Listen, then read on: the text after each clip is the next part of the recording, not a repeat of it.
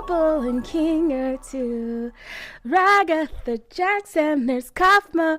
Ooh, day after day after day after day after day we fly. Hi guys! I went to go see the Digital Circus in theaters, and I was super excited about it, and I'm also going to tell you my opinions on it, which might not be what you expect. Alright, that's where the mic is going. So, here's the thing. Coming off the back of the controversies and everything that was happening, I wasn't excited to go see it. I was excited to see it when they announced it, and then all that stuff came out, and as a black fan, I was incredibly pissed off. Because it feels like every time we really get into a fandom that we really enjoy, something happens and someone's a racist. And it's really, really, really annoying. Every single time we get into something terrible happens. But I decided that I was going to go finish the series off, enjoy it the best that I can, and, just kind of end that chapter. I still don't know if I'm going to cosplay from it because I had a whole Queenie cosplay planned. I had a Queenie cosplay, a Ragatha, and a Pomni cosplay planned. But I also had Bubble. I wanted to cosplay Bubble when my friend does Kane, but we'll see what happens now. And here is my best possible spoiler-free opinion on the Digital Circus. I'm going to do my best, but some of my opinion is based off of stuff that happened, so I will do my best not to spoil it. If I'm being an overall honest, how I felt about the whole thing, disappointment and lackluster.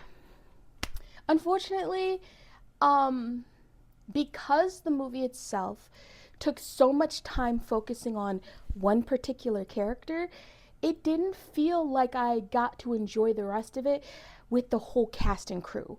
If anything, I really thought it was another character that would get more attention at the end because they are essentially the whole reason the whole thing exists. You know what I mean? And so I did like the ending. I liked the little wrap it up in a bow, but it did also feel like Gooseworks, or the company, everybody working, wanted to get this done and over with. It felt very much so they were over the whole thing, and as much as they loved the Digital Circus and working on it, they were done. They did not want to do anymore. They didn't want to elongate it. They just wanted to get it done and over with. And that's the feeling I got from watching the finale, because it really did feel like, all right, guys, let's finish this up and get it out, And I do feel like it could have been spread to at least another episode or two, because I didn't get satisfied with the ending really explaining anything.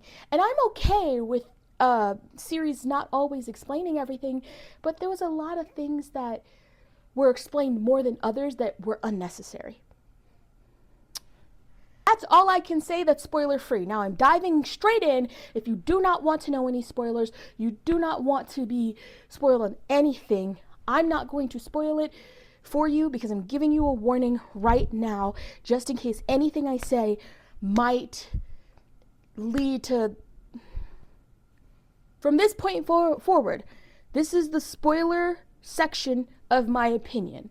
So if you are satisfied with that part, then just stop the video. I will put a timestamp on when I go back to kind of my overall opinion, but this section right here is going to be a spoiler. Got it? Good. I am not a person who likes Jax. Sorry, I don't like Jax. It's the same thing that happened with Bakugo. Everyone loves the crap characters, the ones who are abusive, the ones that are not nice people, because I don't care if they got redemptions at the end of the story, they were still abusive the whole time. The only completely unsatisfying part about Jax is there was no redemption, and he was still a jackass till the end of the entire series. And I get it. That's his personality. That's how he is. But you're not going to make me feel anything for a character who's a dick.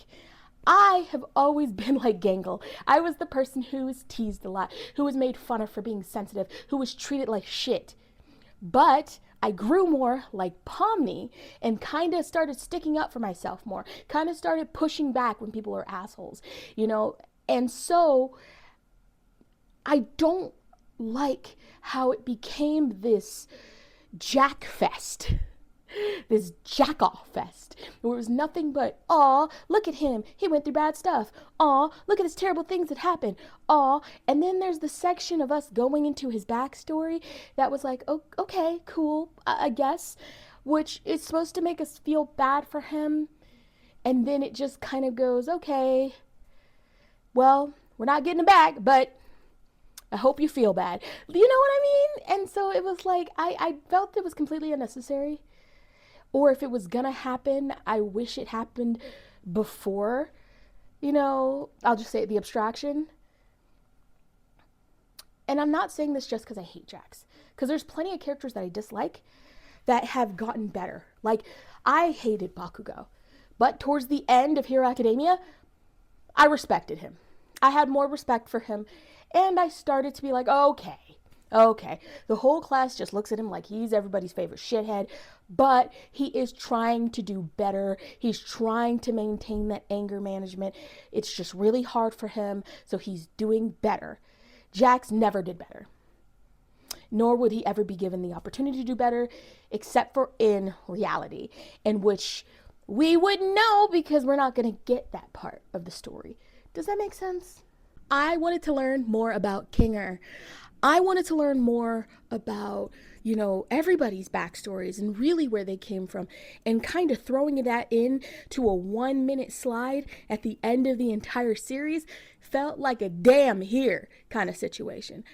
We got like 30 minutes learning about Jax for everyone else to get it a sentence in the book. Like, it was really shitty in my opinion, because Kinger is literally one of the people who created this entire system, and all we really know is that he's a programmer who helped create the system.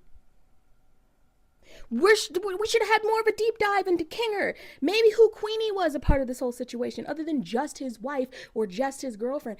I feel like if we would have gotten like hey, they worked together and that's why they were both stuck in the thing, you know. And I know there were little hints kind of telling us, you know, things like that. But like, why did we need to be cleared up on all of Jax's story, but get literally nothing from anyone else? And so I was very disappointed. But, and then like that part is possibly because I'm a certified Jax hater, but also just like Jax is not an important character in my opinion. He's a side character who can be antagonistic at times. Kinger is an important character. Pomni is an important character. And Pomni's mostly important because she's the main character. But Kinger is literally the creator. Hey, I would have loved to learn more about Scratch other than a sentence at the end, you know? So like, you have Scratch and you have Kinger, who are some of the main people who created this entire thing. Why did they make it? What exactly, you know, how did they get all these people here? Did they all just die and that's how they had brain scans? Blah, blah. And I know some of these answers, but I'm just saying it wasn't cohesive and an understanding end to the story. But hey, at least I know who Jax is. And for me, I don't give a crap. And there was really weird moment where they played Isn't She Lovely between Pomni and Jax. It was awkward. Literally someone in our theater said, "Oh, hell no," loud. And we all laughed. Because what was the point of that? Like, I really didn't understand that part. And like, we spent more time feeling bad for Jax than actually getting a cohesive ending to the story, in my opinion. But I know all the Jax fans are going to come after me and they're going to be like, well, you just don't understand him. And he was a self-insert and we got stuff. Blah, blah, blah. I mean stuff that is explained in the actual story. I'm not one to want to go to a webcomic, an extra novel, and someone's tweets to find all the backstory on things. I think that a basic story should be told through the medium that you're telling it through.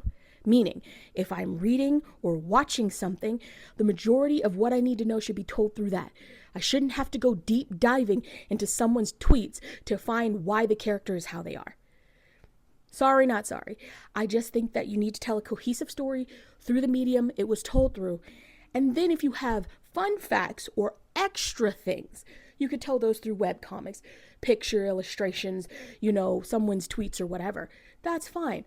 But if, like, for example, when people always go, well, the movie sucks because the book tells me more. Okay, but the main medium was the book. So if the book explains almost everything to me, understandable. Movies tend to be just short versions of the book. So it sucks when a movie doesn't tell everything, but the main medium or the original medium was the book. So as long as the book tells everything, okay. It's up to me then to want to go back and read the original medium. But if the original medium was animation, then you should continue to tell me the rest of the story through animation. But I digress. Overall, the Digital Circus was very fun. It was cute. It was fun. I love the characters through the Digital Circus. I just wish that the other characters got the same amount of love as others. Because just because it's a self-insert, that doesn't mean everybody else goes out the window and that's the only important character. I wanted to know more about Ragatha. I wanted to know more about Kinger. I wanted to know more about Gangle, Zubul. And I just don't think it did a good job with that. So, that's my opinion. Like it or hate it, you don't have to listen to it. That's why it's an opinion. And I'm not the end-all be-all to Digital Circus. So if you love the Digital Circus, you think they could do no wrong, it's perfect the way it is, that's also your opinion. I feel like it's a very wrong opinion because everything can improve. Everyone could do better with any of the things that they do. But that's your opinion. So I'm excited for the rest of the fandom to see the Digital Circus once it comes out on YouTube for free. I wish it wasn't lackluster.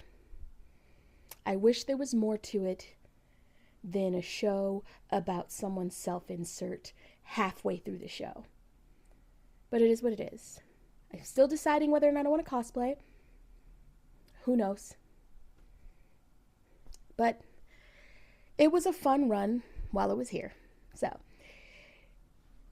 if you enjoyed the Digital Circus, let me know who your favorite character is because, like I said, my favorite character is Pomni and Ragatha. I know I said I feel like I was Gangle to start, but I feel like Gangle's a little too sad for me.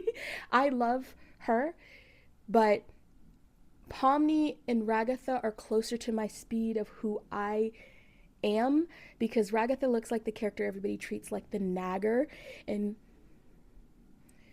Ragatha is a character everybody treats like the too much, doing too much, false positivity, but really she just wants to see people happy and do their best.